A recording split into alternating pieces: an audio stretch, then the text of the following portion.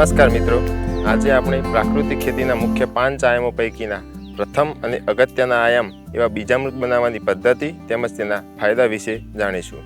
બીજામૃત બનાવવા માટે સૌપ્રથમ 20 લીટર પાણી લેવું, ત્યારબાદ તેમાં 5 કિલોગ્રામ દેશી ગાયનું તાજું છાણ ઉમેરવું, ત્યારબાદ તેમાં 5 લીટર દેશી ગાયનું તાજું ગૌમૂત્ર ઉમેરવું, ત્યારબાદ તેમાં 50 ગ્રામ જેટલો કળી ચૂનો ઉમેરવો, ત્યારબાદ 1 મુઠ્ઠી જેટલી વડ કાં તો શેઢાપાળા નીચેની માટી ઉમેરવામાં આવે છે।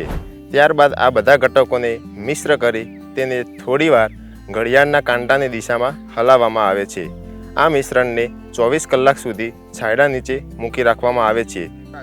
હવે આપણે બીજામૃતના ઉપયોગ તેમજ તેના ફાયદા વિશે જાણીશું।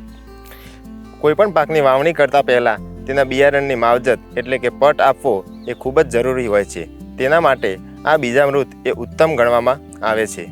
બિયારણને પટ આપવા માટે સૌપ્રથમ કોઈપણ પાકના બિયારણને છાંયડામાં મૂકી તેના ઉપર આ બીજામૃતનો છંટકાવ કરવામાં આવે છે। બીજામૃત વડે પટ આપવામાં આવેલા બિયારણનો ઉગાવો એક સરખો તેમજ ઝડપી થાય છે। તેના છોડના મૂળનો વિકાસ પણ સારો થાય છે અને છોડ એ જમીનજન્ય રોગોથી રક્ષણ મેળવે છે।